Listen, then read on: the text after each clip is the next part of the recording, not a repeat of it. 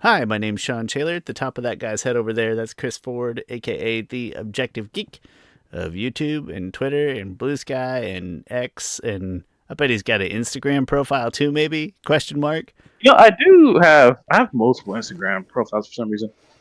I have one that was just like siphoned off from Facebook, and people from friends with me on Facebook follow me. Some follow me on there, but like I don't want to post stuff on Instagram. Like I want to post some nerdy stuff on Instagram, and so then I did create one just for my own like nerdy stuff, just called Chris the Objective Geek. Um, so I might start posting very nerdy like action figures type stuff Good, good. on there. Um, I mean, it's probably a good place for, say, a picture of a modified action figure to get some love with a hashtag and show up on people's feeds just because. Yeah, Squirt. I did recently share. I finished my most recent custom, um, and I forgot to add the hashtags to it. Oh, But but so that's I'll just have to be one of those people who just post twice, yeah, trying to get. milk that attention. Yeah. Give it a try. I mean, what's literally no harm, no foul. No, someone's gonna be like, "You already posted this." Your life is over, Yeah. sucker. This, Chris, today we wanted to talk about two things very opposite ends of the spectrum. One, we were going to not complain, we were going to solution on behalf of the Yeah, NBA. So, very much. Yeah. NBA people, if you're Maybe, well, we watching, can save this for after our discussion you know what? because You're I feel like right. we might Let's get off the flip the order of that. That'll be good. And then, so this episode, then, Chris, correct me if I'm wrong. We're just doing why we love Katara. And then next week we're going to talk maybe more about Katara, and we'll get to that next week. But this week, why we love Katara. And then, if you desire or are from the NBA, we're just gonna solution about some NBA stuff that needs solutioning. But before we get to that, Chris, how are you? What are you up to this week? I am. I'm good. Man, I thought there was something I was going to mention. But no, everything's good. I've recently watched. I binge all of. I've been a big Superman mood lately. Just that Superman trailer came out, which really hyped me up. I watched it like 15 or so times. Um, hopefully the movie's good. Hopefully, I don't. It's weird. I care. I don't think the movie's gonna be better than Man of Steel. I love Man of Steel. I wouldn't change a single thing about Man of Steel. I think it's way too much hate. Love that movie. Um, but because I want the DC universe, this new DC universe, to be successful, I would rather take a very. I'd rather have it be very. I'd rather have it be a mediocre film that's still very popular if it appeals to a wide audience than a movie that I love that's in like my top five that only like 40% of people also love. Yeah, like something that's gonna keep things alive, so you can have more Yeah. movies. I I already mentioned this last week, but watching Lego Batman, and when Joker's asking Lego Batman who his greatest villain is, and he's like, Superman? Yeah. You The think fuck? Superman is your greatest villain? Yeah. Oh, it's so good. But Uh, I was going to say I've recently binged all of the show Superman and Lois, which is a recent Superman show that came out on CW. It's a great show. It takes a lot of liberties with the Superman mythos, but like I think that's the type of universe you should take liberties with. And then because I was so much into Superman mood, I decided to watch episode one of Lois and Clark, The New Adventures of Superman, with and then of course when Dean came on, I was like, is of that course. Dean Is Kane? that Dean Yeah. Kane? So you remember in that joke that they're looking for a rapist? Yeah. He's in the lineup. Anyways, good. Dean Is that Kane? Dean Kane? Uh, but I have no intention of rewatching that whole show. But Terry Hatcher as Lois, I love her as Lois. It was great. And also I've been watching random clips of Smallville. Man, Smallville, it's was not a very beloved show to me, but in my mind, Smallville breached in like farther outside of the nerd audience than superhero stuff had at that time. I don't know how to word that Yeah, better. Like, but it hit people who weren't comic book or animation people, absolutely. and it Yeah, did it very yeah, effectively for the time. yeah. Don't know how, but it did. Maybe it's just because I live in Kansas and everybody's like, "That's here," and that's I no, Sean. That is about 10% of my enjoyment from watching like Superman and Lois is the connections to here. Like there was a scene where everything there was but this Slumdog dad. Millionaire and whatever the other movie he Yeah, says. That's us. We are white there was people. this. There was this one of so in Superman and Lois. Superman has two sons. One of his sons is dating this girl, and the girl dad is like a criminal. He like steals Superman's son's truck, steals this other thing and stuff, and then like Lois Lois and Superman are married. Lois and the son. Lois goes to confront the criminal dad, and he pulls a gun out on her. And they go. Well, one thing, she's not scared of it because she's Lois and she's been through a lot anyway. But they go back home. They tell Superman. They tell Clark, and Clark is like, "Uh, no, f that guy." Like, so he goes confronts him at this the diner, the local diner that they all go to, and like he tells him like, "Hey, let's step out and talk." He's like, "I'm not talking to you," and like push him, and he just bounces like off of him, and then eventually Superman takes him and like hits his head on the countertop. It's like, if you ever pull out a gun on my wife again, like just threatens him, and then he's like, "I don't want to see you in here at all." So then he goes back home, and Lois is like, "Oh well, what happened to her dad?" And he's like, "Oh, he's running away in his car. He just crossed over into Shawnee County." And I'm like, Shawnee That's us. County. Yeah, that's us. Yeah. Everything. I wish I could remember the other movie other than Slumdog that Z says, but Yeah. it's And so that is part of the enjoyment. Or they'll be like, "Well, we went down to K State," and I'm like, "Oh yeah, I didn't go to K State. I have no thinking of K State, but but it's here. Feels good. yeah, I did."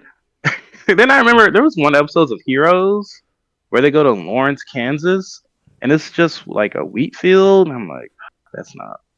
I'm sure there's some random spot on the edge of Lawrence that might have a wheat. I mean, there are wheat Yes, fields everywhere. somewhere like Yeah, but like that's not what I think of when I think of Lawrence. they could have picked somewhere with buildings. I don't know. Yeah, It but this yeah, this weekend in us recording time, not when people are listening this time. This weekend, Sunday is Gio's birthday, and it's funny to me that we live in Kansas City, and we asked him where he wanted to go to eat, and it's this little diner in Lecompton. It's just funny to me. It's like we have all these places, but we and I say we because I do too. We want to go there because they also sell like a certain kind of beef jerky. And I was like, that's pretty small town Kansas stuff that kid's getting into. yeah. He's getting a full experience. Good for him. There's other episode. They have their best friend Lana Lang becomes the mayor, and there was some accident that happened in Smallville. And then so the governor comes by, and the governor's this old white lady. And I'm like, did they look up who the governor was? But then like I watch it, and I'm like, well, that's nothing. Like, That would have been great though. again, oh my gosh, why can't? Oh my gosh, I can't hear. Kelly? our governor's name? Yes, Laura Kelly. I had to No, think Laura about Kelly that doesn't. longer than I care to admit. I know. Laura Kelly doesn't act like that at all. And But remind me of Smellville. Is it like confirmed Hutchison, or it's just a town in Kansas? no, this is a contested thing between small towns in Kansas. There's like two or three that that like fight over who is Smallville. There's Hutchinson, McPherson, which is where John's from, and I can't think of another one, but I know those two. Newton. All I don't even know what the heck Newton is. It's kind of by McPherson. Oh, okay. But yeah, there are towns in Kansas that fight over which one is really Smallville. Makes me think of the third Batman movie where, Gotham be in New York or whatever, but then I'm watching a scene with the Pittsburgh Steelers wearing their Pittsburgh Steeler colors play football. It's like, Yeah. I guess But that bridge is like a New York bridge yeah. that I now see in a lot of different movies. I'm like, oh, that's the bridge from The Dark Knight Rises. I thought you were about that's the bridge from Brooklyn Nine-Nine. No, they what the heck was I gonna say? Oh, I do kind of like it when sports commentators and stuff will refer to New York as Gotham. Be like the Gotham Giants. It doesn't happen very often, but sometimes you're like, oh, that's neat. Chris, it's baby shower week for me, and so I'm not doing it yet, obviously. But I think, which I love, like playing with toys and stuff, right? So little what do you call it? Baby monitor. Amazon Echo Dot Kids. I put that on the wish list, and it's like a dragon too. Things like that. So, Shawn, my kids just got. Even though I know you asked me last week, my mother-in-law bought my youngest son a kid's Echo Dot thing, whatever. And I was like, yeah, sure, buy it, whatever. Then my other son, I think, asked her to buy him one, but for some reason, when I hooked it up, they're connected to each other, and so like if you tell one to do something, they'll both do it. And then so like my youngest son wanted to go to sleep, something on, and like I was putting him to bed, and I could just hear my son at the downstairs going, "Alexa, stop!" And I'd be like, "Oh, what's going on?" And I'd be like, "Alexa, play Lullaby or something," and then I can hear him say, "Alexa, stop!" Oh, okay, they're connected somehow. And then Alexa Kids or something's like a subscription for like $5 it a month is. or It's something. just called Amazon Kids, Yeah, and I think um, you get a free year of first year it. At free. least the one Yeah, that I was registering for. yeah. And then I picked one specifically with the light also, so it's like a separate device, but it's like a light that you Oh, control. Because yeah. I want to, if I got a baby with a poopy diaper, I want to be able to walk in and say, Alexa, turn on the light. And that's important to me because I have a baby with a poopy diaper in my hands. So that's like Uh, the whole my two reasons for registering for a specific thing is like it looked like a dragon, right? Like that was the art design on the Echo was a dragon and it has yeah. a light. Very important My stuff. when you said baby pooey diaper, my nose, those early diapers have a certain Mm, smell to them. they do. And then that first one, John, make sure you change the first one. It is the most disgusting thing Meconium. ever. I know the name for it. And Yeah, fun it is. fact. It, It it is like tar and black and sticky. Like it looks like the baby only ate Vegemite the whole time. Vegemite. That's a Vegemite deep cut. and Yeah, that's a Vegemite. Australian and British, right? Yeah, Australia. Yeah, that one guy who we used to work with at Payless from Australia brought it to for us to try one time, and Yeah. it was It's a gross. weird thing to describe too. So if you can get past the fact that it's gross and you actually try to think about what it tastes like, you're like, is this fermented vegetables? And it turns out, yeah. Yeah, it's basically what it is. It's weird. Yeah. Ugh. But yeah, Ugh. that first type, it is. It's. I did. I wouldn't say it was a rite of passage, but I was like, I'm changing the first Dude, one, I'm and gonna yeah, they're all. ugh. uh there I'm gonna call it an urban legend, but that's probably the wrong term. But like just one of those stories that you hear from multiple places. And it was when we were in Topeka. And Heather worked at a hospital. I have friends that worked at a hospital, and everybody swears that there was a lady who named her baby Meconium because she thought the name was pretty. I was like, that's the if that is true, that is the most unfair thing I've ever heard. Please take that baby away from its parents until they learn their lesson. But Yeah. um, anyway, yeah, baby registration, a lot of fun. I'll change the first diaper. Heather doesn't deserve that. Chris, let's talk about Katara, an homage to a great character. Yes, Katara. All right. So Do you have a list? I Did you have make a list? I have two things that I specifically want to mention, and then outside of those two bullet points, I thought that it would just be a more casual discussion, but I was going to play it by ear and see Alright. how you wanted to go. But I have two specific bullet points. Like, no, I gotta say these two things. All right, let's save those two things. I'll say my two things, my top Mhm. two things. I didn't make a list, but that's just how I think about things. I'm completely fine with the conversation. Um,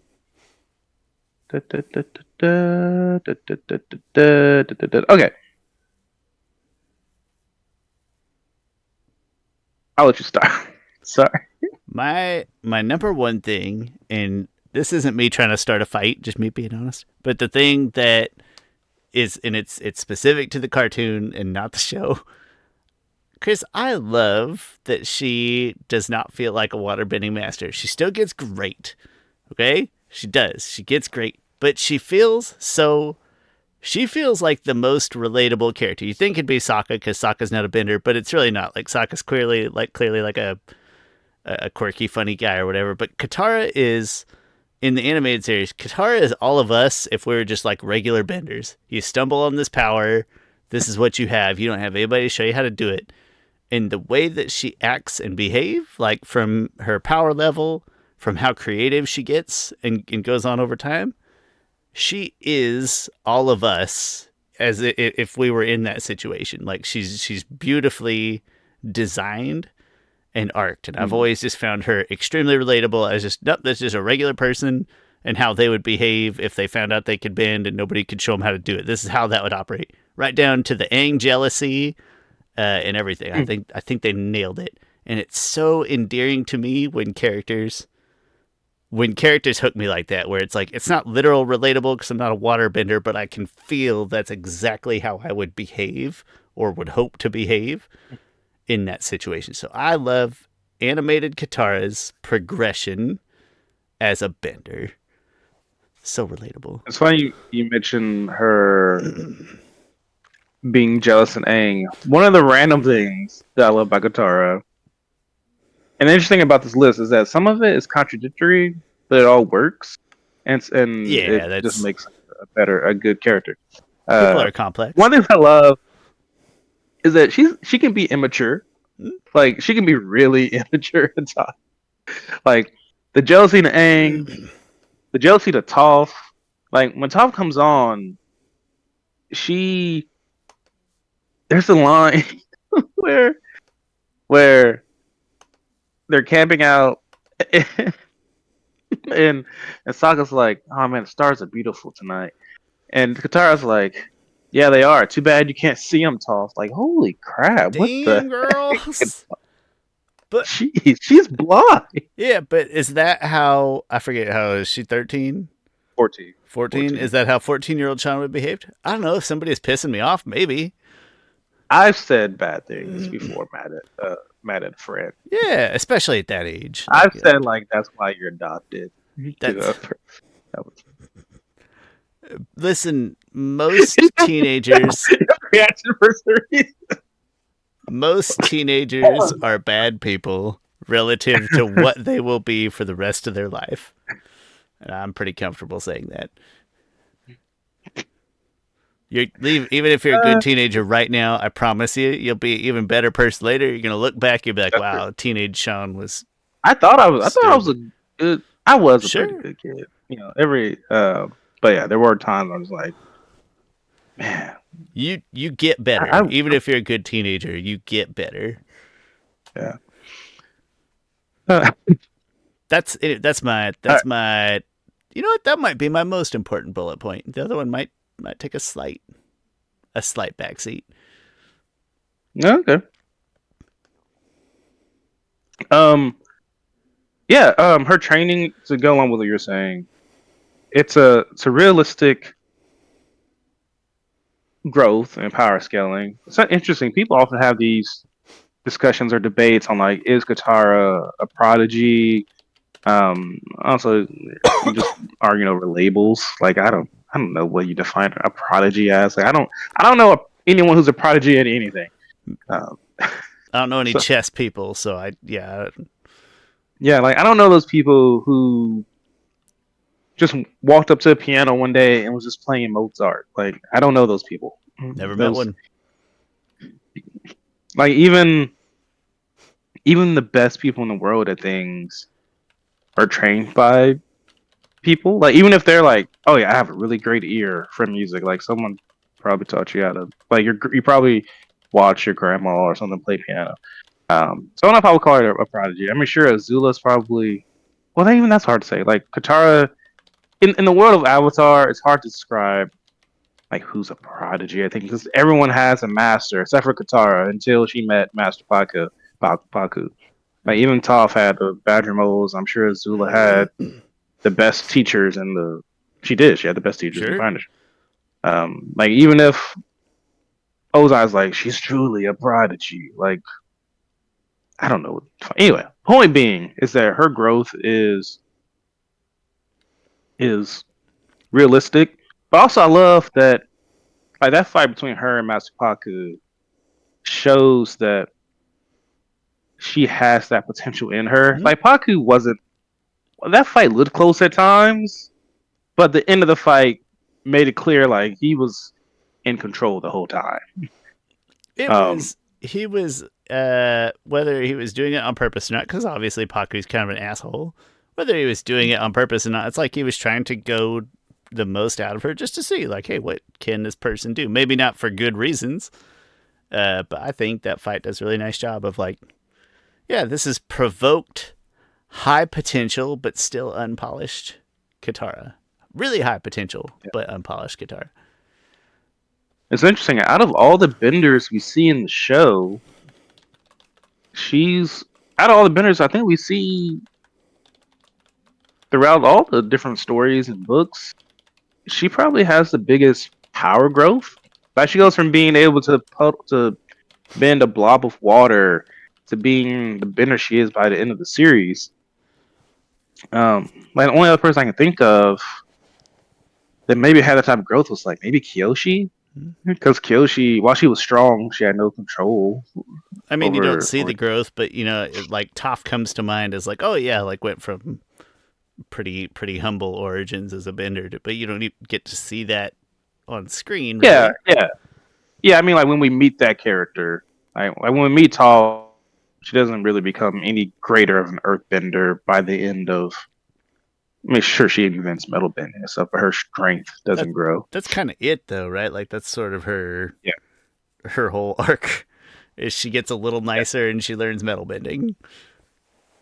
No yeah. offense, Toph, love you. So that's a really interesting thing about her power scaling. Mm-hmm. And I don't word it the way I do to nerf her in any way. She is a tremendous waterbender by the end of the series. I'm not trying to nerf or belittle over the fact that I don't like one word that they use in the live action. Not the point. Just saying it feels like I a relatable capture. I want to make this clear.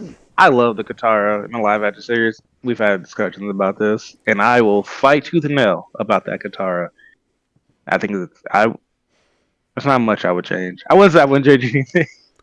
Also, I can't remember. I've watched the show 3 times, but it's not like Avatar where I can tell you exactly things and stuff. But Yeah. Nope. I'm not saying I'd change anything about the show, but definitely prefer animated yeah, Katara. Yeah. the another thing, really small thing that I love about Katara. Speaking of her power, is that she has this weird kind of rivalry. It's not a rivalry. I think of it as a rivalry. It's sort of it's sort of like Levi. Oh, never mind. I was about to spoil something. Man, I was about to spoil the crap out. Uh, I was like Levi from Attack on Titan. Hmm? Okay, Yep, gathered. Yeah. okay. I was like, there's only so many. Anyway, Sometimes when I can't um, remember stuff and I'll ask you, I was like, hey, remind me what happened here. And it'd be like, I don't know. I was like, no. It already happened in the past. There's just too damn much stuff going on. You can tell me this. Like, I saw it. It just didn't stick.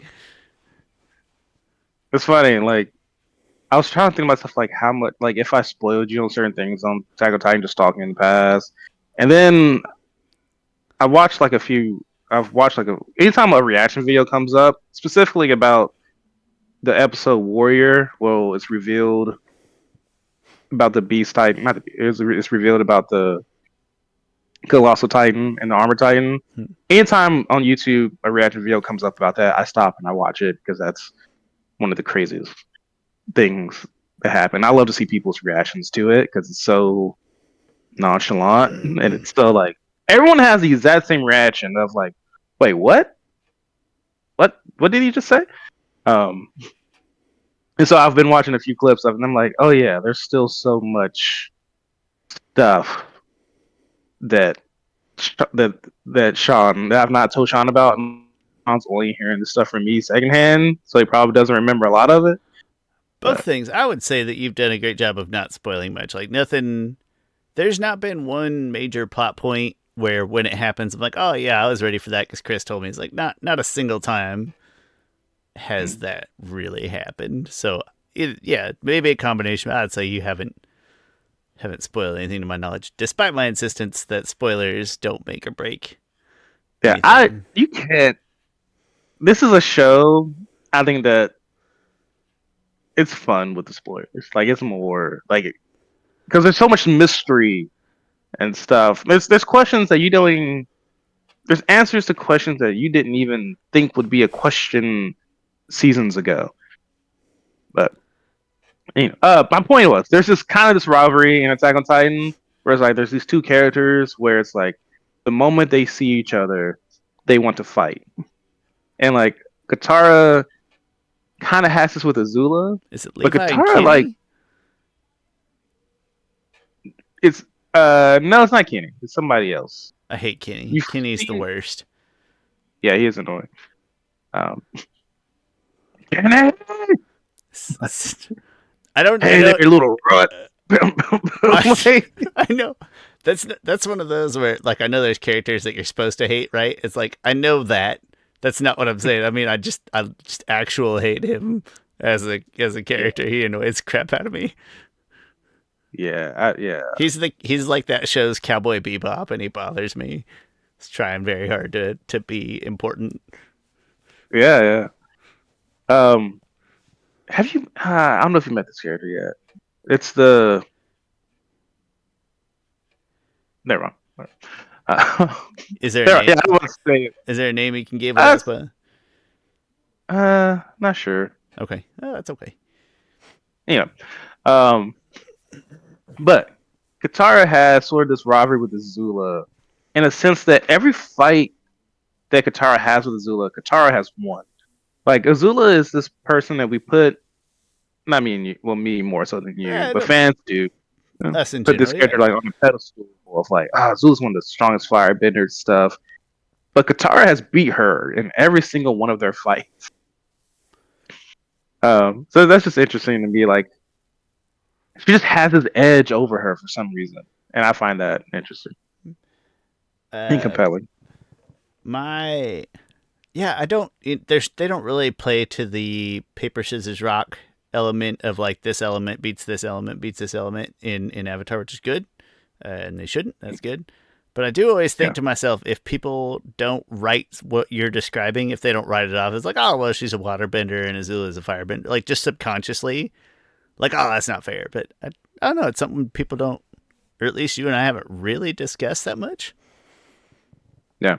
There is an interesting three-way kind of rock paper scissors. I think between if you add Toph into the mix, like I think Katara always beats Azula, but Azula will always beat Toph because metal and Azula's just a bad matchup for Toph Yeah, because it is. fire, it's not Toph's great thing. Like burn her feet, she can't freaking see. Lightning against metal bending, well, you're just asking for Sure. trouble.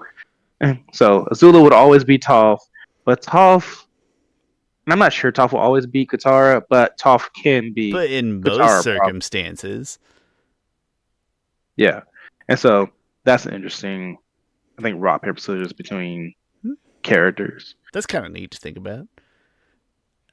Chris, my second bullet point is that emotionally, Katara is the perfect antithesis to Aang.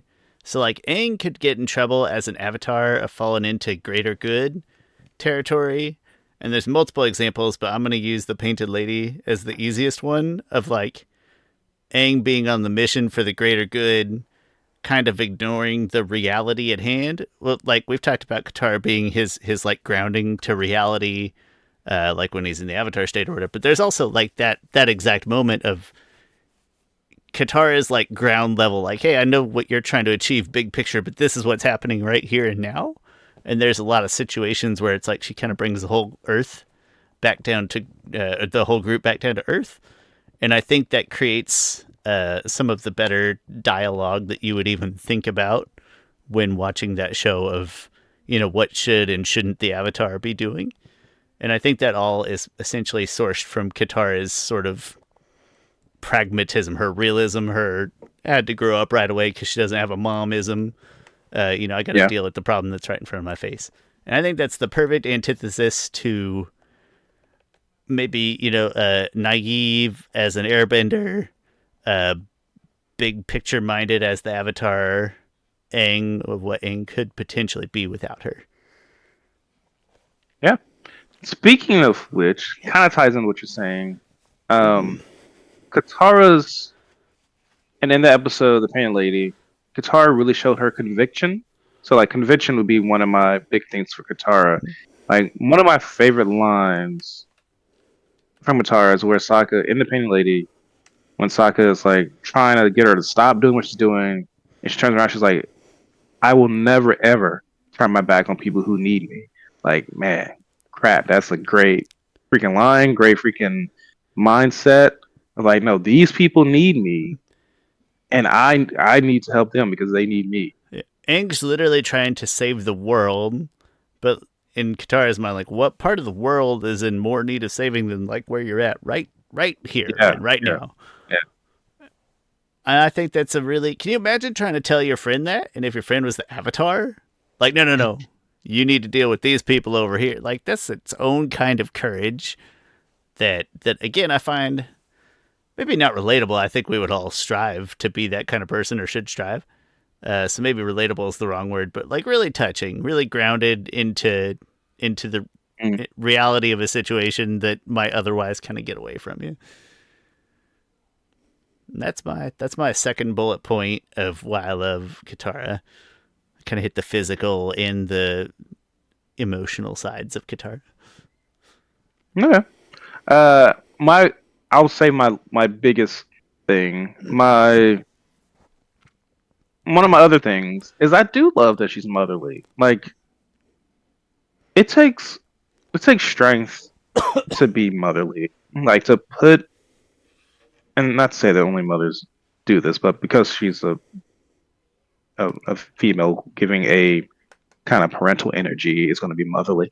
Um, it takes strength to do those things, to love people like that, to fill that void for Sokka in that sense.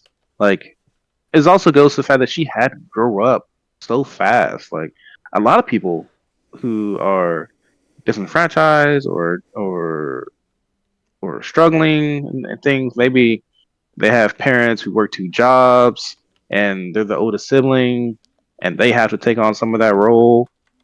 It's interesting. I think about my own sisters, like, how many times, like, I probably hate to admit this too, but, like, there were times where it's just like it's just us at the house, and, like, my oldest sister is in charge.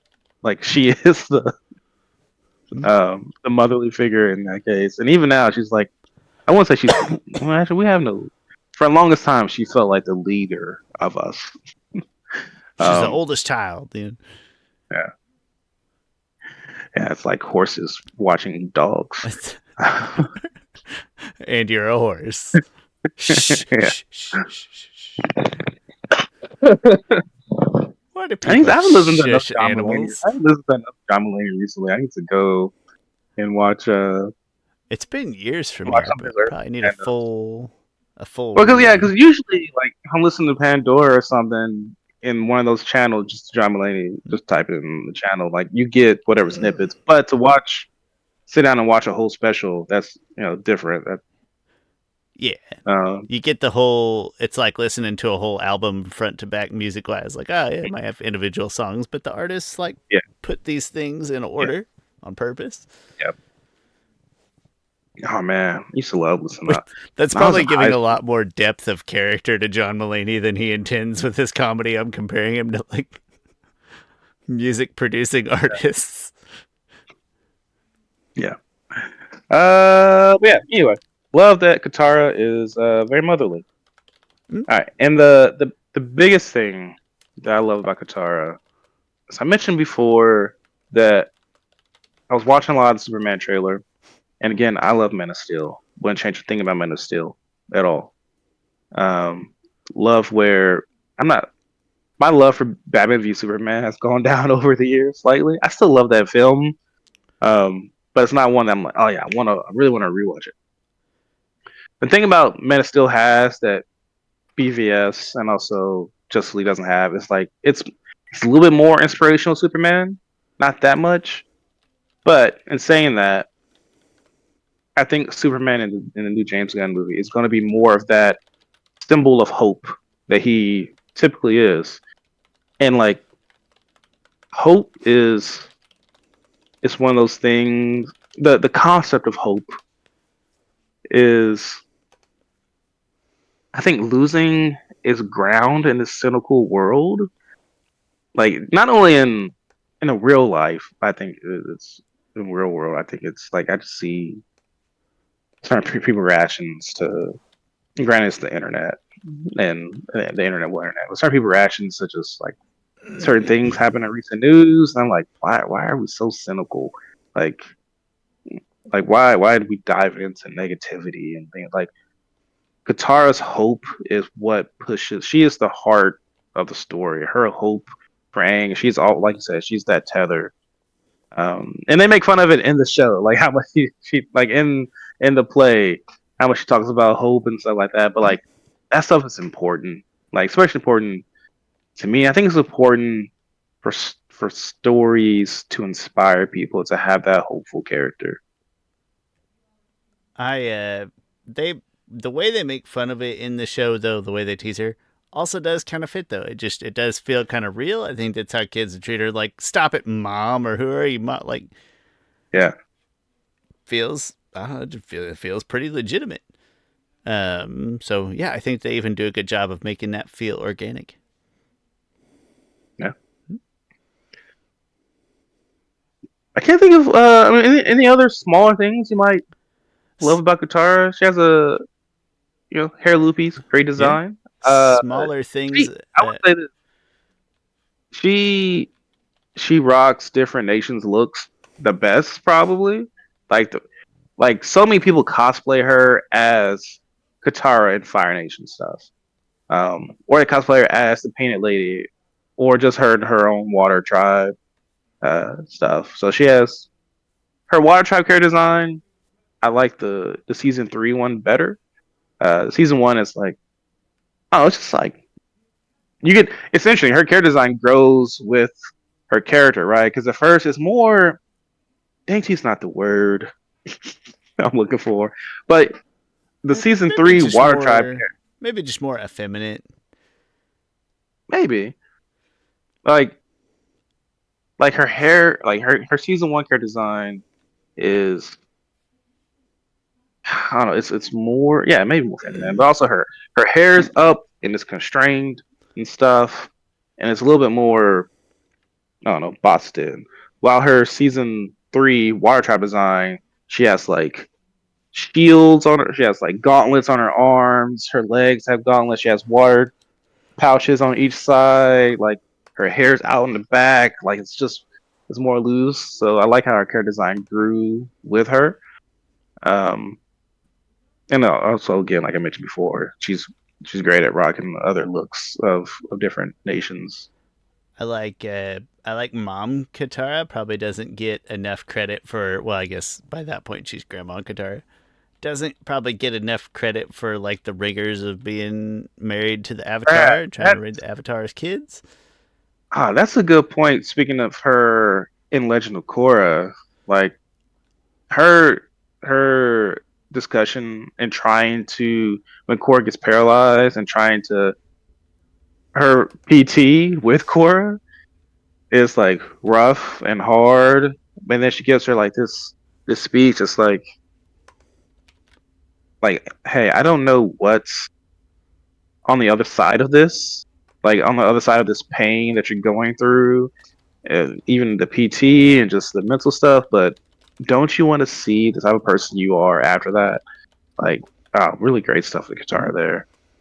And very, even when we talk about Korra, we might talk about even Aang himself more and Toph definitely, but like we don't really talk about Korra Katara Mm. very much. But when she's there, it's always pretty high impact and in a way that's true to form. Let me think. What else? I do. We're not shippers, but I love the dynamic between her and Zuko. Like again, it feels like how kids would act in those situations. I think that feels good Yeah. and real. And it gives them like real foundation. Like at least there's enough interaction there beyond Zuko. Just we like how he looks and we like how Katara looks. Like no, there's dynamic interactions that make you feel various feelings at different times. So I love the relationship with Zuko. I really love the short with. It's not my favorite short in the Tales of Ba Sing Se, but the short with Toph where her and Toph bond, that's pretty touching. Yeah. The one where they pull the heist. That again, that's another. Maybe that's just a relationship I like. Is that ebbs and flows of Katara and Toph, where not rivalry, but there's like some like yeah, maybe that's kind of sisterly, right? Like one day you want to murder him, next day you're trying to make up to each Oh other. That's pretty sisterly. So yeah. maybe Katara just has really interesting relationships with every other character in a way that's memorable. I think you're right. Um, she might have the most interesting relationships of any character. Like if I think about Zuko, Zuko had like if I think about Team Avatar, I guess Katara has a interesting relationship with each member of Team Avatar that I think others don't compete with. Mm-hmm. Like even Aang, like Aang and Toph, not as interesting as Katara and Yeah. Toph. Or Aang and Aang Sokka and is like, oh, he laughs at his jokes. Like, all right, but yeah, like just buddies. that's not as interesting as Katara and Sokka. Yeah. Zuko and Katara versus Aang and Zuko. Still more interesting. I think there's more up and down because of the Yeah, especially those later episodes where they're trying to reconcile their differences. that's a really great point. They would probably go, yeah, that might be one of the biggest points. Yeah, her Yeah. relationship with other characters. The only thing I can't really think of is she doesn't really interact with Iroh very much, and that doesn't affect my opinion. I'm just thinking out loud. But she didn't really Yeah, have anything with Iroh. Maybe they're just too good to be in the same room together, Chris. That's just too much wholesome. there is a in one of the books. Which book is it? She goes and visits. Well, she's like a mom and stuff. She visits Iroh and like she brings. She has tea with Iroh. She brings Boomy with her. And it's just like Boomy as a baby is just like rolling around while they might be playing Pai Show. Forget which book it is. I won't be able to find it. Maybe it's the Korra book, Hero book. I don't know. No, it has to be the Iroh book. But anyway, yeah, that is the gist probably of. Ugh. Dun. Man, I need to read this book more. Yes, I don't really. Anyway, Chris, final thoughts, things you love. I mean, what's not to love about Katara? But another small thing. I'll say her creative bending. Right? It's not that oh, here it is. I feel like she bends in a sort of solution oriented way that allows some creative bending. Oh yeah, this is what I was talking about. There's just an image of Aww, Iroh visits her in the looks like the South Pole. And that must be Boomy and Kaya. that's And adorable. some letter, yeah, some letter she writes to Iroh says, "Dear General Iroh, long ago you were my enemy, and then you were my friend. Now looking back, I see that you were so much more. Almost every time we met, whether you were on my side or not, you seemed to be doing the right thing. You were always focused on leading Zuko by example. The way you fought for the life of the Moon Spirit and saved us in the Crystal Catacombs. Every time you did the honorable thing, even when it caused you bodily harm, as it often did when we ran afoul of your niece Azula." That's anyway, Hmm. but a lot more stuff that I don't feel like Touching, reading. very touching.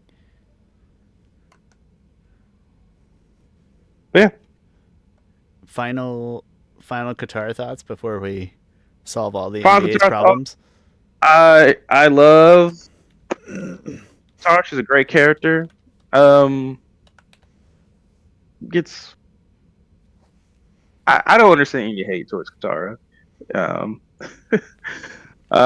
also, like I mentioned before, I love the live action Katara. Slightly different, but I love her freaking art a lot.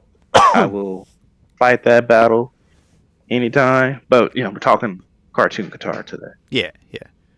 I mean, we wouldn't have to be, but it's easier to focus on one for sure. True. Chris, let me get Adam Silver on the horn, and we're about to. Dun, dun, dun, dun, dun, dun, dun, dun, dun, dun, dun, dun, dun, dun, dun, dun, dun, dun. All Have you right, seen Have these you are. seen that SNL skit where I think so. that song has Yeah. lyrics and it's just ba ba ba ba ba basketball? Yeah. It's it's dumb, but it's great. Chris, you All right, you this is. messaged me the yeah. Oh, sorry. This is the part of the episode where if you don't like basketball, you go ahead and shut it off. Thanks for watching. If you do that, I have been texting you random things about like, hey, what do you think about this about basketball? Um, the I'll save those. I will save rule changes and game changes for last because okay. I really don't think it's the game that's. I don't think it. One thing about basketball is that some people are like, oh, there's too many threes and stuff. And I'm not trying to solve that right now, but I'm just speaking here. Yep. Or they're like, oh, there's too many threes, or it's not There's not enough defense. Like, no, basketball has become interesting enough. It's kind of more of a team sport. Like, why There's would? no wasted space on the floor in a good basketball game. So it has to Yeah, be a team sport. You can't hide more than one bad shooter on a decent team or one bad defender on a decent team on the floor at a time. yeah. Like, and people blame analytics. Like, well, okay, I love Kobe Bryant. He's my goat. He took half the shots he took were probably bad shots that are like contested fadeaway 2 point shots.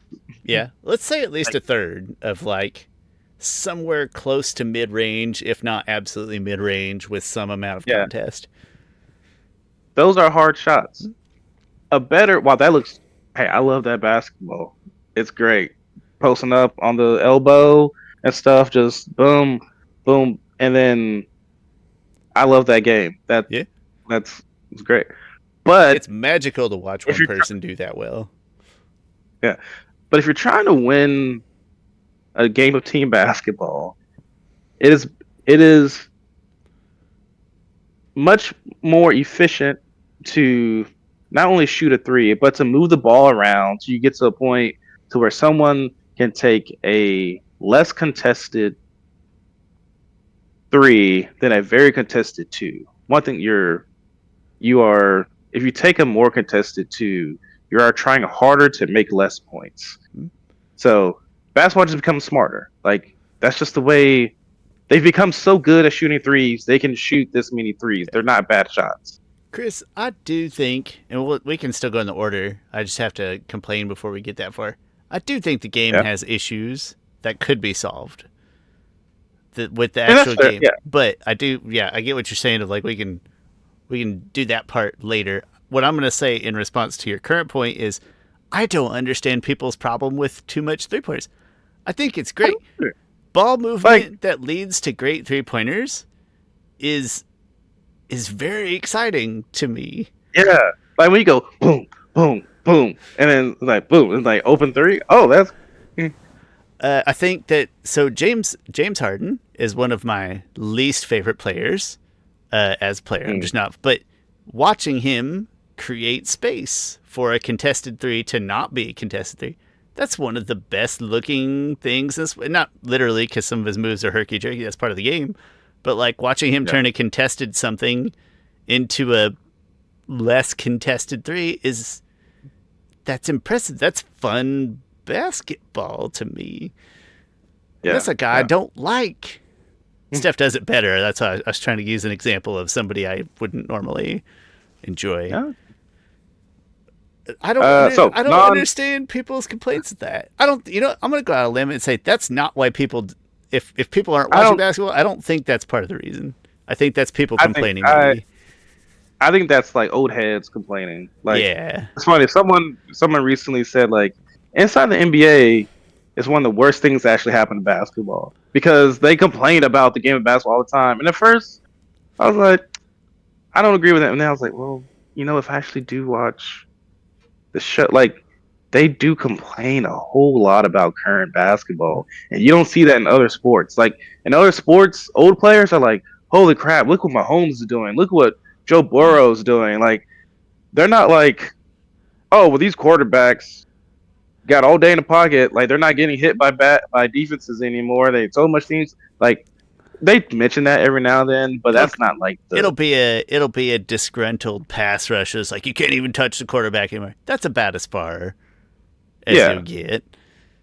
But like Charles and Shaq, Kenny doesn't complain much because Kenny breaks the game down. To me, Kenny is the most underrated one. Like I like watching Kenny talk about the game. And he goes to the board and stuff. Hmm? Um, Kenny Charles, just When not Kenny Sh- Charles, Shaq when and Shaq Charles. when Shaq's not talking, this makes Shaq sound conceited, and I actually don't mean that. When he's not referring to himself, he or like the plight of the big man, he tends to feel a little more objective and a little less old head, right? Like when he's talking about basketball and not like referencing his own career or how big man today isn't this. If you get him off that, he Or Dwight feels Howard. or Dwight Howard. He's done a huge. Dwight Howard is one of the best big men in history. He should have been on the top 75, Sure. and he wasn't. And I would put some of that blame on just how much Shaq has crapped on him throughout the years. Agreed completely. He used to be the most athletic big man in history. Like he looks like 6'10", and he could jump out of the gym, and also looks like he could just rip your arms out of your shoulders Dude, without trying. Just he had like bowling balls he for shoulders did. until he slimmed down. And he Like drug some bad teams quite a ways. yeah, yeah. Those weren't good teams. Uh, Those were bad teams. But yeah, yeah. Anyway, some of that's possibly shame. But once you get him away from that stuff, yeah, he feels a little more Kenny like, where he's willing just to talk shop. yeah. Okay, changes I would make that aren't about the game. The first, TV ratings change. How do we get more eyeballs watching regular season basketball? yes, yeah. That's the big thing. Regular season playoffs are probably fine. Really, I think playoff generally. ratings are I think holiday yeah, games get good ratings, if I'm not mistaken. yeah, Your Christmas matchups and stuff. yes. Make divisions matter. Please. Divisions are completely crap, right? Like they mean absolutely nothing at all. Yep. So to make divisions matter, right now there's 3 divisions in each conference. There's 6 divisions total, and each division has 5 teams in it. Yes, 5 teams in it. Um, add 2 teams. So add one to Vegas, whatever, and big markets, of Mm-hmm. course. In fact, there's also kind of this hole somewhere in the middle of the country. You need a team in Vegas. Maybe I'm being biased. You need a team in Kansas City. It's not that Kansas City is the best place in the world for it, but when you're looking at that whole, I don't know where else you'd put it. I think Kansas City is probably a better market than St. Louis. Yeah. In fact, I would add maybe in Vegas needs one. Vegas has proven Yeah. time and time again that it can support major sports, and it's hard to understand why there's not one there already. Yeah, I would add a team to Vegas, and then move Sacramento to Kansas City. Okay. Because California has way too many teams. Also, didn't They don't Sacramento come from Kansas Yeah. City? Is that I want to say yes. either them or Yeah, Washington? right, like, one of those two did. Right, because they're the Sacramento Kings. Kings will fall in line with the Kansas City. I'm 80% sure we're right. Yeah. Come I back think home, so. Sacramento. Yeah. It's like I also been thinking of names for NBA team in Kansas City. It's like maybe the Kansas City Empire. You know, you got to do something, Chief, something, some type of big leadership, right? You got the Chiefs, you got the Royals. So Kansas City Empire or Kansas City Kings if the Sacramento Kings move there. I would be totally fine with Kings. Like, it fits that line, right? But you kind of keep the historic. It's like the Hornets coming back, and people did really like that, even though it's not technically the same Hornets anymore. Yeah, right. Yeah, to think about. But yeah, the Kings, if you move Sacramento to Kansas City, and then add another team in the Western Conference. Yeah. Okay. Okay. I'm with you. So now you have 32 teams, and I don't know if I would probably switch. East versus West is very easy, and the thing about the NBA that is different from NFL is that NBA tries to make sense and makes things fair. It tries. Oftentimes. And like, cause even the like, there's something about the NBA that I think is fair. Like, hey, in the NBA, the best team is going to win. There's not that much surprise. Like, it's a best of 7 series. The best team's going to win. The season is so long. The best team's going to win. There's no fluke things happening. And then, like, fairness also, like, in the NBA, I think they fit tanking in a certain extent because it's like, all right, even if you're the worst team, you don't automatically be the number 1 pick. I would still keep that. I don't know why the NFL. I would maybe flex the odds just a smidge, right? I feel like we've had too many years in a row of the team that probably needs the number 1 pick not get. But in general, I like the idea that you're not guaranteed. And I think I can answer your next question, Chris. And what it boils down to is very rarely can one NFL player fix a franchise the way that it can kind of happen in basketball. Not always. But like sometimes, like a Wembanyama over the number 2 pick, like I don't even remember who the number 2 pick. If I think about it, I can get to it, but I can't right now. I think that's the only reason the NFL isn't as incentivized to like. There's not that many. There's not that many Peyton Mannings running around. Yeah. Oh, back to my point. The Eastern Conference has become so bad. And it's been like historically bad for like the last 20 years that we gotta just make an American Basketball League and a whatever other league you would make, whatever you call it. Sure. And man, that's this I'm not sure like on that one. We can't do this for reasons that will become apparent, but something about North and South would be even more fair than East and West. I know you can't. You're gonna have to pick different. For now, we'll just keep it East and West. But can we rearrange some of that? Like, on a graph, does Memphis need to be in the West? Is there somebody farther east than Memphis? Put Memphis in the East. Just put them in the East. Kansas City will stay in. I'm sorry. I don't know who's farther west than Memphis. Let me pull up a map here. Map of I'm not sure that because I bet like Dallas is farther west. Dallas is in the west, yeah. Pelicans, they're west, right? Yeah. The Timberwolves, that's west. Man, that's a tough map to work out. It is, yeah. Um, so Technically, you may do, Chicago, Milwaukee are both a little farther west. man. Chicago and the Western Conference seems so weird. All right, even if we keep the conferences the same, that's not one of the big changes that I need to make. If you're making But divisions matter, the disparity between the two conferences would matter a little less, in my opinion. yeah, Which is, all right, the yeah, East is weak for a little bit right now. yeah. So in order to make divisions really matter, right? So now we have 32 teams. Make instead of 6 divisions, make 8 divisions. So now each division has 4 teams in the league. Get all your division games done probably the first half of the year, maybe the first third of the year.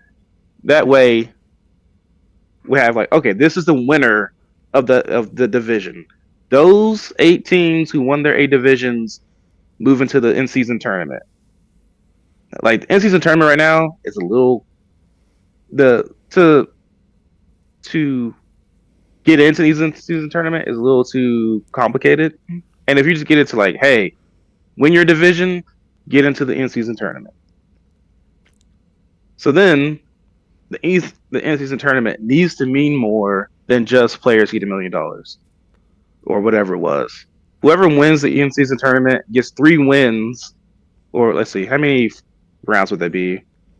They get whatever number of wins they actually won in the tournament. So I think 3 or 4. So now that's a big, and also they get like a 30-second draft pick because yeah, but like Incentivize winning your division. yeah, and so if you know if you're getting down to the end of the season, it's like man, we're that extra 3 wins helped us. Like it doesn't automatically get you into the playoffs, but so if you're a crappy team by the end of the season, even if you won the in-season tournament, you still don't get in because you didn't have nearly enough wins. Like, but if you're on the verge of that, well, that 3 wins made a big difference, and it really pushed you over into getting into the playoffs or getting into the sixth spot or whatever. So add those wins to your record, while other teams don't have that added to their record. So then that makes the in-season tournament way more meaningful because right now, even for me, it's not that meaningful. Like, and Lakers won the first one. And if you come at us with any like stats or record book discussions, I'm just going to point out that like records and season lengths in every sport like change. It happens. There's no there's no asterisk by Saquon Barkley's name, although he didn't break it. And I think they're sitting him, but like, it happens as part of life. Just stats. I mean, you could probably still keep the 82 games, just get all the division games done before. But in the way you described, wouldn't your teams that made it into the tournament and won some games in the tournament might end up with 85 or 86 games technically in the way you just described it? So they're just playing extra games. Those games don't go to their record, win or lose, but the winner gets all 3 of those wins added to their record. It does. Chris, this isn't fleshed out at all. I'm going to throw my own twist on your idea here. If you had 4 divisions with 8 teams, because in our expanded playoffs we've got 8 teams now. What if 8 divisions with 4 teams? 8 divisions with 4 teams. I'm sorry. That kind of makes more sense too. In the playoffs right now, is there 16 teams, but then there's 2 extras on each side because of play-ins? Yeah. Okay, so keep it in mind that we would have to adjust some play-ins and stuff. It's like, all right, well, instead of the East-West, what if the winner of every division at the halfway point gets to be in the play-in tournament, so you're incentivizing division, and at the end of the year, let's forget the East-West side, right? Because that's where the disparity hurts, is you've got teams playing in the Eastern playoffs. It's like, I don't know, like a JUCO team, and they don't need to be there. But what if you had 8 divisions, and the winner of each division was guaranteed the playoffs, but then after that, it was just like record based, right? So you're still incentivizing winning your division to get your guaranteed spot, and maybe it's even a guaranteed 1 through 8. Like maybe overall seeds 1 through 8 are the division winners. So even a bad division, you're still trying to incentivize winning it. But then after that, the East West doesn't matter because after that we're just taking just best record, and there can still be some play Yeah. in, still some incentivized. But then screw the East West. We don't even play the All Star game that way now anyway. So what difference does it make? Well, so this is my next change. I would, because the All Star game is really important to the NBA. It's getting a little. If we keep it East versus West, right? You kind of play my deal. You play 2 games in All Star game. You play one that's just like, hey, it's an exhibition game. Whoever wins, money goes to their charity. So that's like one little game. Second game, maybe this one game goes to 100. Second game, also to 100. And this is like, no, the winner of this gets home court advantage in the finals because like the Boston Celtics or whoever the number 1 seed is in the East shouldn't benefit from their record because the East is freaking crap. Like, sure, they're stacking up all these wins, but you're stacking up these wins against weaker competition. Like, no, let's really see how good your conference is, East versus West, and we'll take a little bit from baseball and say that the winner of this, whoever team comes out, is going to get home court advantage. I think I do like that. I like re-incentivizing the All-Star game to some degree. I think the division question doesn't get rid of that because it's still record reliant for seeding. But I think you could still incentivize an All-Star game even if you have 8 division winners be your auto playoff people, and then the next 8 be your what do you call them, your at-large bids. Listen, I am concerned. Not concerned. That's the wrong word. I am ready to get rid of the East-West. I know you kind of said like we don't need to. I think we do need to. I think it's kind of trash. And I would feel much more comfortable saying that there's a chance that Boston would look a little less good if it were right now, like today, if its division had the Knicks and the 76ers in it, that in that nutshell be like, oh yeah, Boston, that's a kind of a tough division as opposed to Boston in the East. If that makes sense. I got you. Yeah. To me, it's like, oh yeah, they won a tough division, then yeah, I guess they won the Yeah, East. I give. Although I'm trying to think of other divisions and which ones would just be garbage. And then I'm curious if divisions, because right now like the Pacific Division is like the 4 California teams and Phoenix. It's like they're kind of too close. Like the Sacramento people really hate LA. Yeah, like they're all from the same state. Like I'm that sure. is a cluster. I mean, the Atlantic Division, those I bet that's geographically closer, like Boston and New York and Brooklyn and Philly and DC. Those are all like at least on top of each other. those are different states. I know, but Chris, Like, we're talking like a road trip in a day, and you can hit all 5 of those cities. You know what I mean? Yeah, but there is something about the NFL division. It's like, no, screw Denver. Like, Yeah.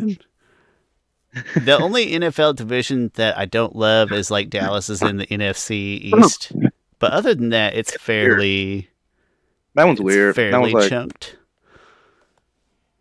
you got the Giants, the Eagles, and the Commanders, and then Dallas. And then Dallas. But even that, if you try to figure out where else to put them, there really isn't. So it still kind of makes sense. Like I said, the NBA makes more sense often. It tries. On things, but it does because like their division, their conferences make sense. Yeah, it's like all right, we put a line on the map over here. Divisions make relatively sense. It's like all right, well these here are kind of close. Man, the longer I think about 8 divisions of 4 teams and having the divisions matter more than the East West as like a playoff thing, the more I love it.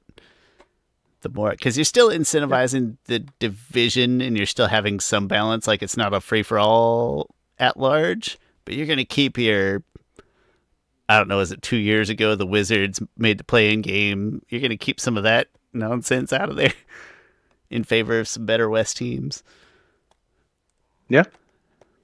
I like it. And then so those are more of the Get Adam on the phone stat. Yeah. Uh, these other ideas I have that are about the game, I was very adamant about the 4 point line. The more I think about it, I'm like, I'm not sure. I have to test this out. But so I mentioned before to you like how a 4 point line would be.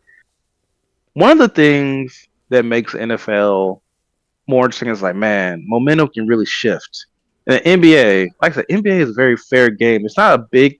I mean, there is momentum. Like people can go on 15-0 runs and stuff like that, but like it's not fluky. It's like you put together this run, like, but like in the NFL, it's like, oh, someone could fumble or there could be interception. Like there are single plays that swing momentum. A 4 point line could do that. Now, that being said, would people rely on that too much? Like, where the 4 point line would be like, it will be beyond the logo because like it will be somewhere between half court and the logo, and I'm half court and 3 point line, but it could be kind of fun. I would at least maybe try it, maybe try an All Star game, and then Or in maybe it's one of those things that you the implement G last 2 minutes. League. Try it in Yeah, the G try in the League. G League. Yeah, maybe it's something you implement like last 2 minutes of each half. Hey, turn it on. I'm not sure. That seems kind of too hockey like. I don't know. I think I'm gonna boldly say that I think I speak for the masses here, and I say the biggest issue. Yeah, I feel pretty confident. The biggest issue with the average regular season basketball game is like the last quarter or the last few minutes when it slows to a crawl and a foul fest. And I think that would be the majority, and it kind of encapsulates everything. That's when people, if they turn it on, and then they'll complain about the no defense because this guy's like intentionally fouling or things like it kind of encapsulates a lot of people's different complaints. So I think that in the game, something to decentivize some of that fouling at the end of games, and I don't really know what it is. You talked about like, well, hey, what if they got rid of defensive 3 seconds? And I was like, all right, well, what if they did that and they dropped the number of fouls down to 5? So like, all right, you still get to play defense because, you know, maybe the return of the big man, but you get one less foul for your stars to work with or something. But like, what is that thing that makes the end of a regular season game, of which there's 82, there's a lot of them, that makes that more interesting for the average person to tune in and watch and not just see literal 15 to 20 minutes of back and forth free throws for Yeah. 3 minutes of game time? What is that thing? Oh, yeah. Yeah, that's a How hard do one. you further decentivize fouling but still make it that, but still keep it competitive? Yeah, I mean, it might be a free throw in the ball. One free throw, And the the ball ball back, kind of yeah, deal. make it more Yeah. painful. I liked the idea of maybe defensive 3 seconds going away, because then it's like, all right, well, you can get your big guys in there and still have a formidable defense without it being maybe the on ball guy. And then to decentivize fouling, though, to like, yeah, you can have your big guy in the post, but we gotta cut out some of the fouls. Um, I don't know what it is though, but I think that's most people's, even if they don't realize it, it's probably their least favorite thing about the NBA. The average basketball watching person on game 48 just Yeah. watch the Nuggets and the Raptors trade free throws for 20 minutes. Yeah. Yeah. But I don't know how to do it. I don't know what to. Uh, the other in-game things. I don't know if this is a big deal. We mentioned it briefly before, but changing the rules on what step is your gather step, because Hmm? like it is between NBA and college, like, and it's like so freaking technical. It's like, and the thing is like most people be like, oh, he traveled, and then like you slow down, like, oh, he didn't actually travel. He just his gather step was here, and then Yeah. he But the poor switched. officials don't get to slow that down. You know what I mean? Yeah, that's true. Yeah. They they just kind of call it how they see it. Uh, I Uh, think, yeah, I I'm not think that sure if would that help would. to very much clarify how much a player can do with the ball once the ball in his hands. Just like, hey, let's make sure everybody's very aware of what that rule is. Yeah. And then there's something with fouling. Um, I'm thinking gather step. Maybe we've talked about it before. I don't like that your gather, the ball can be touching your fingertips and that not yet mhm. be your gather step. To me, if you take your gather, like if you start stepping once the ball's in your fingertips and then you grab the ball, it's like, no, that's when you already started touching it. Yeah. As opposed to like it right now in this point in time, if my understanding is correct, is like you could not have grabbed the ball, but it can be touching your hand and then you start your gather step. I don't know if I'm making any sense. You can you can technically I've I know it sounds dumb. If you can if as long as the ball as long as your hand isn't under the ball, you can take as many steps as you want. Like I know that sounds dumb, but the thing is like gravity typically Hmm? drops the ball, right? Yeah. But you got But guys that can really keep the ball on a string. yeah, It's not just big hands either. Like if you watch, like Kyrie is an artist, and nobody's better at feeling like he's palming the ball, and you look at his hands, you're like that guy can't even palm the ball in the first place. How's he do that? yeah. But so what else was there? Maybe get rid of offensive three and key. Okay, yeah, why not? Well, I mean, I the think the issue with that things is that that you might slow the rule, game down too much. the things that But like, those rules were instituted to prevent aren't really things anymore. yeah, like big men. Like imagine someone.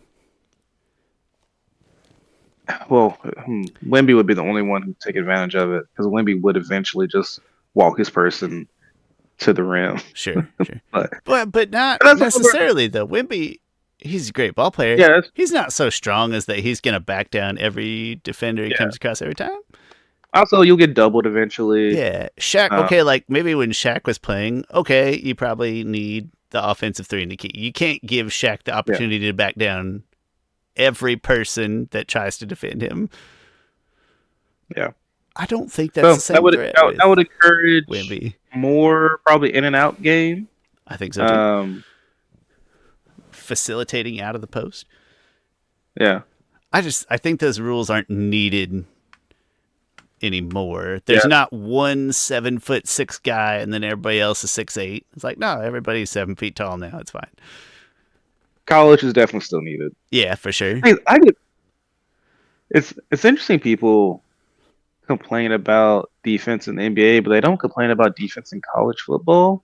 I don't watch enough college football to have an adamant opinion about it, but college football defense looks really easy when I watch it compared to like their offense compared to defense relative to like NFL offense compared to defense. And I don't know if that's accurate because like I said, I don't watch that much college football.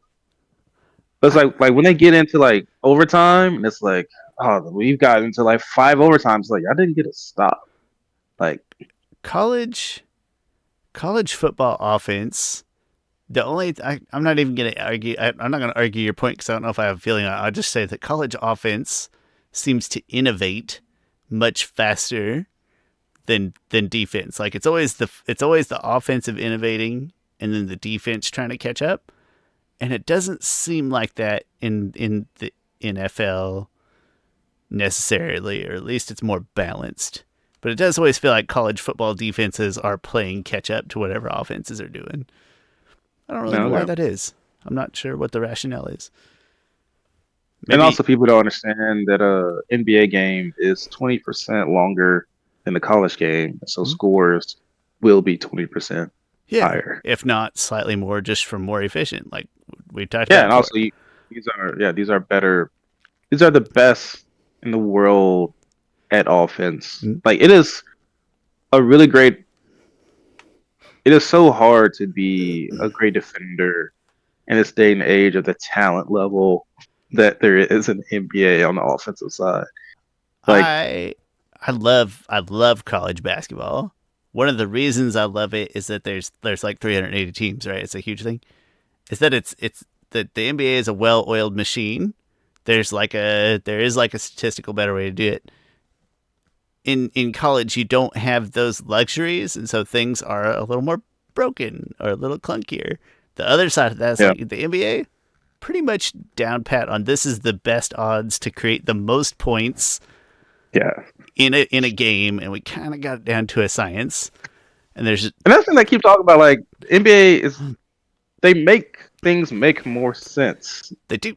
And thing is, not, but that doesn't necessarily equate to better ratings. Like, of course, it makes more sense to shoot slightly contested threes than hard twos or drive the basket or college. I find it harder to watch college because I'm just like, It's clunkier. It's uglier. they don't seem that talented. They And there's like usually on your best teams there's like one or two supremely talented guys. Then he found some role players that bits around. can you? It's always like dribble handoffs at the top of the key for a Mm-hmm. while for the first part of each play, and then I'm like, couldn't you just get into the alt? Like, just I don't know. Did you need the dribble NBA handoff to create the space? I mean, yeah, but like in the NBA, of there's not as much that dribble handoffs at the top Yeah. of the key. Like it's just You know what's like funny is bring the that pick up Quinn and then Snyder Quinn Snyder was probably the only, at least as far as I can think of, like an NBA coach that really used that a lot. And Quinn Snyder's thing was always like every last ounce of leverage of his guy getting a better angle on the other guy. And I feel like he used that a lot, but that's like the exception, not the rule. And also, that mm, guy didn't win a whole lot of championships, and I don't know where he's coaching these days. Somewhere. He's a good, decent coach. Good coach, even. Quinn Snyder, where are you at? Oh, he's the current coach for the Hawks. Interesting. no, I forgot about that. I mean they're not doing anything. Yeah. I like him as coach, but uh, I love to me, the best part about the NBA and the thing that makes it A, the ultimate team sport, and B, it keeps your your big three teams from like automatically just being that much better is that you can't hide anybody on a court anymore. You have to have an 8-player rotation that has at least Yeah, 6 shooters, and 4 of those shooters got to be on the court at any given time. Same with bad defenders. It wears both sides. Like it's really hard to hide more than one bad defender on the court at a time. I think that's basketball's best attribute is that you actually have to craft a full roster to be successful in a way that I don't know if you have to be quite as thorough top to bottom or as balanced top to bottom in the other sports. mm, That might be yeah, too big of a statement, but that's that's the NBA's best quality is that it's a roster full of players usually winning the tournament, not when's when's the last time somebody won an NBA championship where I thought to myself, that's really just two very talented guys um, and a hmm, bunch of other people. But even then, those other people are probably really good role players. yeah. I mean, honestly, I mean, yeah, not too. Yeah. I was thinking the other day. The question I was gonna ask her that what is, and it's such a subjective question. But what do you think is the best sport? Like I was watching basketball the other day, and I was like, man, I love basketball. Like this is the best sport. And again, I'm biased because I've loved basketball since I was a kid. But like, it's a basketball's a game that you can play by yourself.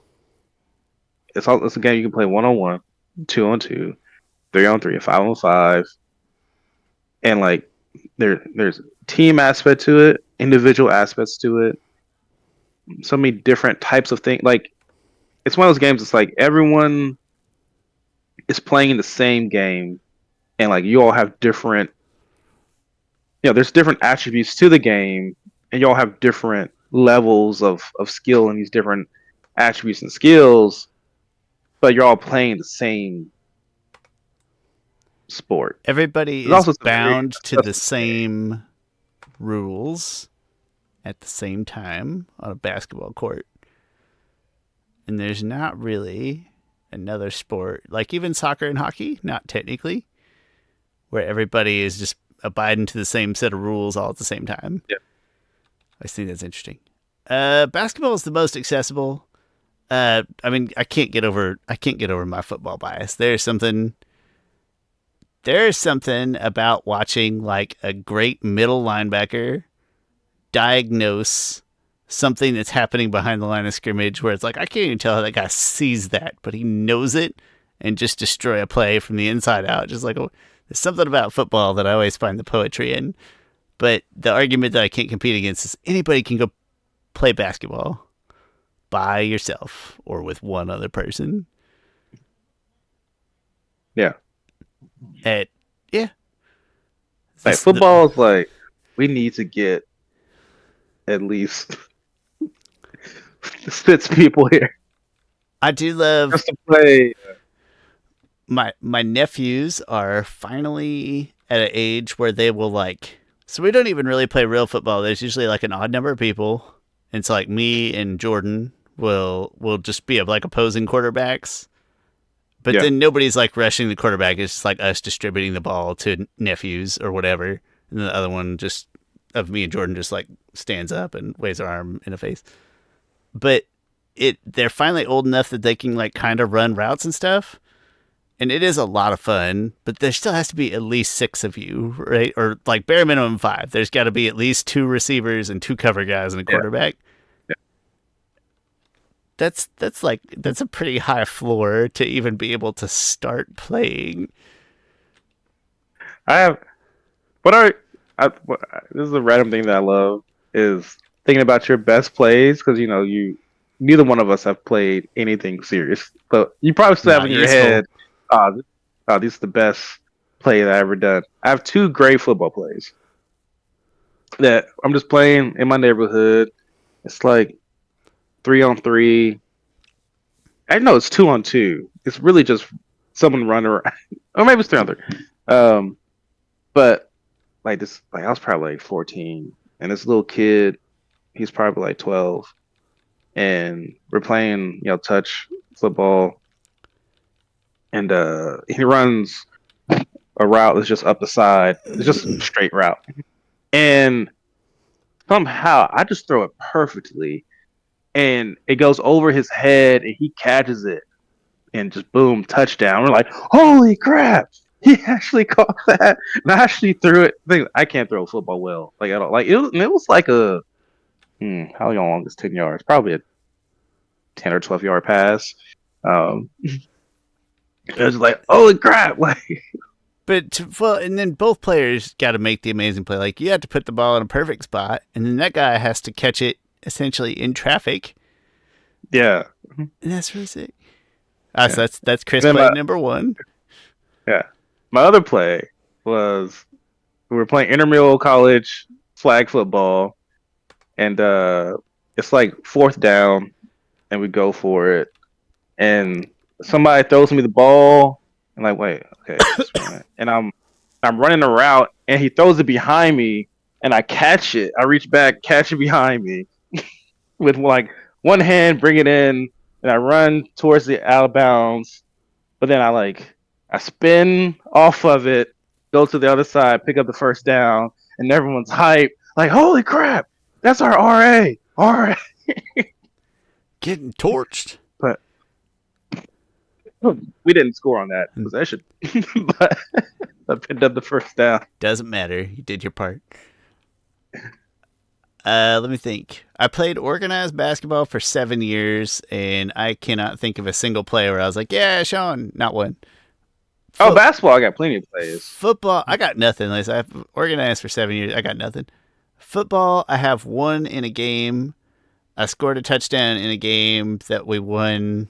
Like, it was a really low scoring game too, so that just made it feel more impactful. It's just a simple out route.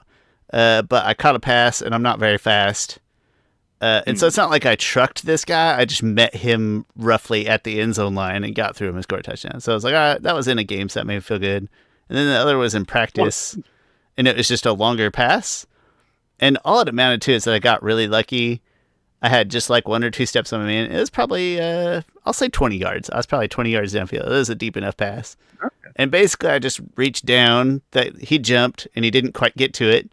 And I just kind of reached down and out in front of me one-handed. And I didn't palm it one-handed, like it wasn't a cool OBJ thing. But I corralled it one-handed and caught it in practice. And I was so surprised that I caught it that I didn't even finish running the route. I just turned to coach, and I just held up the ball and spiked it. I didn't even finish running out the play. He got pretty good.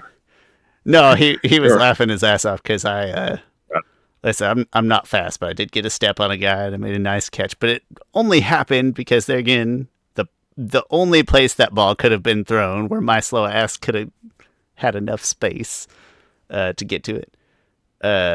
Those are my two like memorable football plays. There's something so satisfying about reeling in a deep ball. Like that, maybe it's the fact that 2 people have to be involved and on the same page.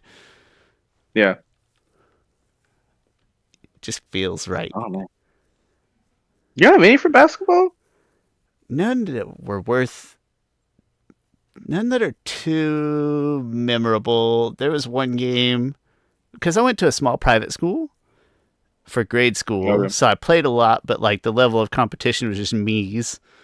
Like to me, these things don't have to be big. It's just yeah.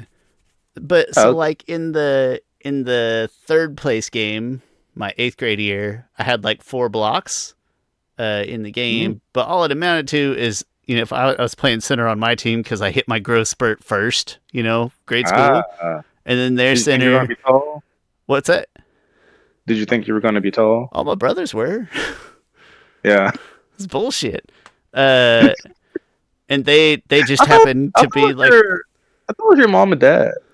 Mom's only like 5'1". Dad's probably 5... Dad's probably my height. So there's a little bit of a fluke to have three brothers who are 6'2" and 6'3", and one sister who's 5'9".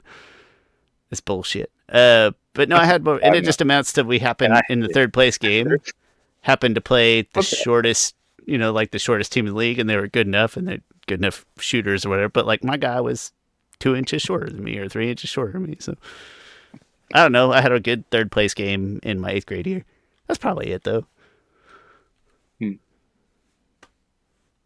Mine would probably be one of our intramural our city league games. I went like 9 for 15 from 3, and just like I don't know what I was just like it's people talk about being in the zone or in the groove, and some like things are just going in. It's like I don't know what's just felt good. Yeah, going 9-15 there. My best basketball memory is beating Cody Osborne's team, obviously. Yeah. Oh yeah. Then you having to call in the score correction. We were 1-6. We were 0-6. We were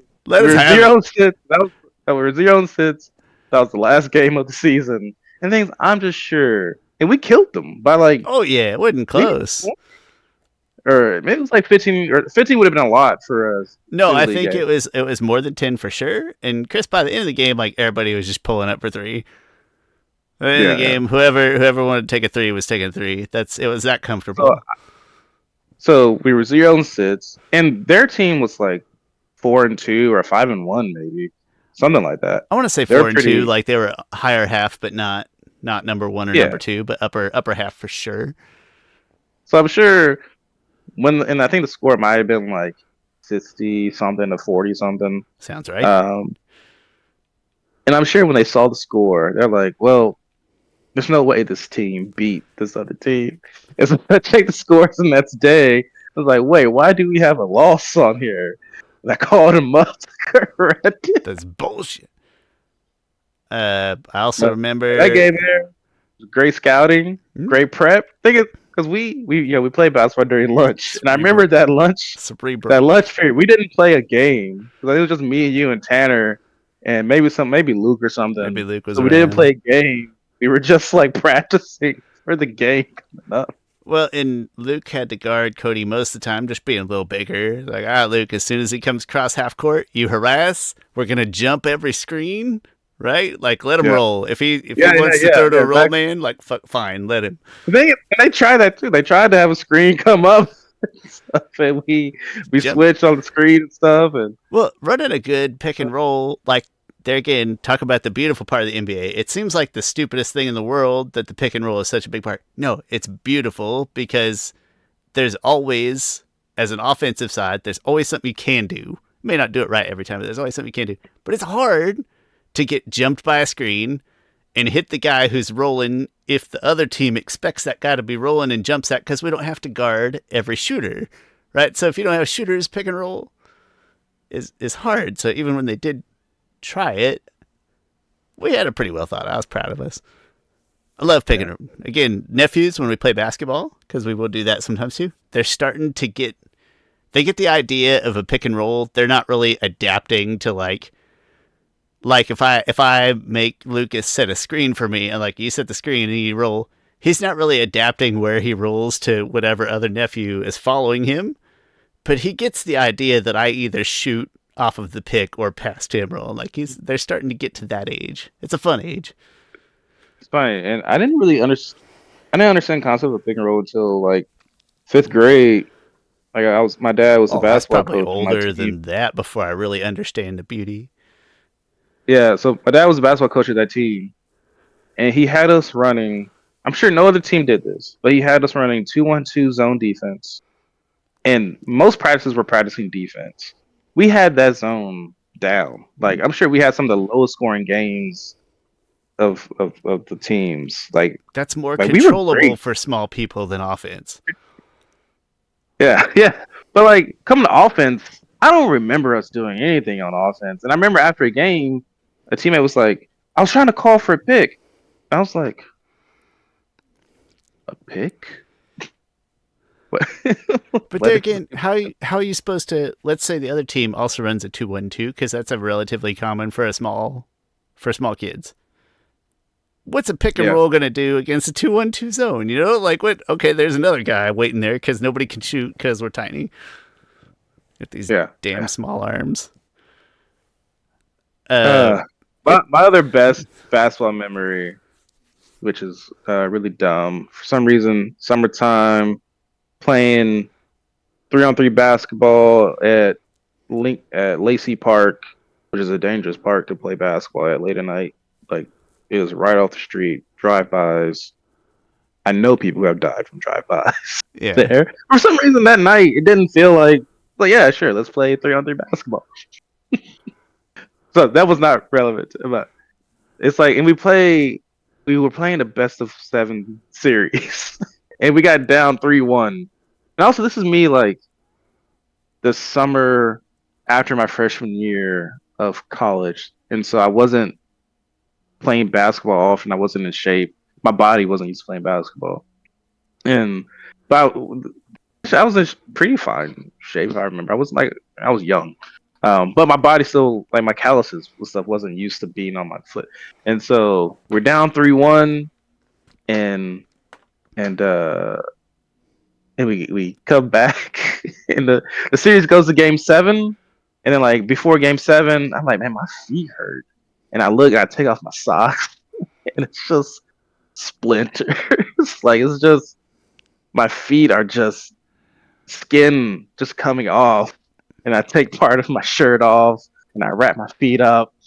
and we play we play game seven, and then ends with the pick and roll, and with my tall friend Yeah. setting the pick. Actually, it wasn't really pick and roll. It was more of like a because he stayed on Pick and pick and pop, pop. yeah.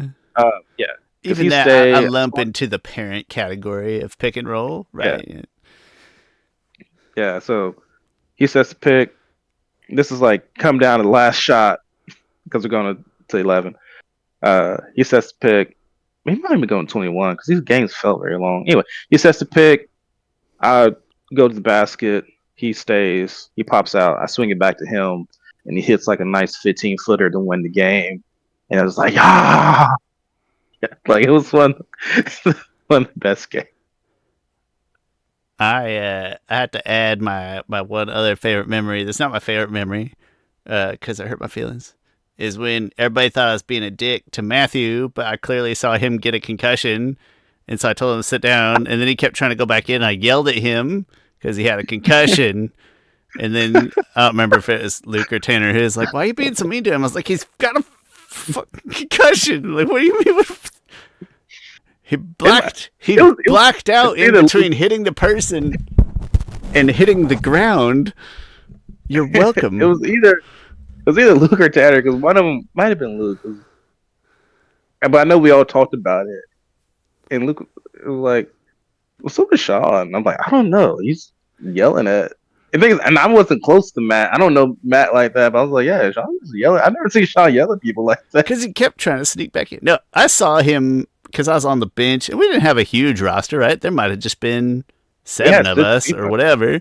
So if I might have been the only one that could see it, but he was unconscious in between hitting that guy and hitting the ground. He was unconscious. It was very obvious. Nobody else saw it. Nobody listened to me. Matt wouldn't listen to me. God damn it. I remember him hitting the floor. Like, he hit the floor kind of hard. But that wasn't that wasn't even the concussion. Like, it wasn't head to floor. Yeah, no, what I'm saying, like, he hit the floor hard in a way as if he didn't stop himself. Yeah. Like, you don't extend his arms or, like, try to break it or anything. Like, he just hit it. And so, but then he kept trying to go back in, and then I yelled at him, and everybody's like, "Shawn, why are you yelling at Matt?" It's like, I'm not yelling at him, damn it. But even the refs are like, nothing. It's like, come on, somebody's got to. I should not be the medical authority here. Matt's a good guy. Wonder how he's doing. I've never been. Concussion wasn't a. I don't think I even knew the signs of. See, now you sound like an old hat talking about football rules. Concussions weren't even a thing when I played football. Yeah.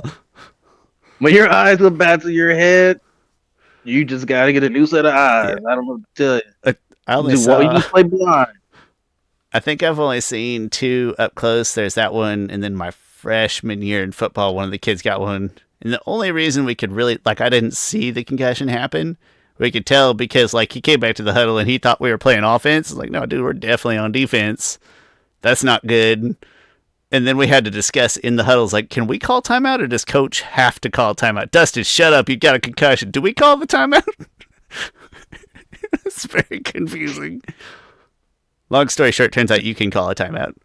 At least in JV high school football circa 2004. Good times. Dustin lives here now. That's fun. All right, it's really late. I'm going to go to bed. Chris, we fixed basketball. We did it. No. We did it. Calling Adam immediately. At least it's All-Star game. I don't know what they're doing. They're doing something weird this year. Just do 2 games. The thing is, NBA players will play hard, even if it's an exhibition game, if you put home court advantage. They will play hard, still probably more offensively than the defensive, but that's fine. Or like, all right, whoever scores more points in the All-Star game wins. The home field, like, play awesome offense. Great. Knock yourself out. Don't miss shots, I guess. I don't know. Like I said, my biggest qualm is the slow ends of games. My biggest qualm with other people is thinking that shooting more threes isn't fun, because I think it is beautiful when it works. People are wrong. All right, I'm going to bed. If you manage to stay here and listen to all of our reminiscing and NBA solutioning, bless you. You're a good person. Maybe you're Theo and bored. You're Theo and bored. Hi, Theo. To everybody else, thanks for watching. My name's Shawn. That guy that's not in his chair anymore is Chris Ford, aka The Objective Geek. Likes, thumbs up, positive reviews, subs, bells, follows, comments, any of those positive things you can spare us. We love them all. Thank you for watching. Come back next week. We're going to talk more about Katara. We'll see you next time.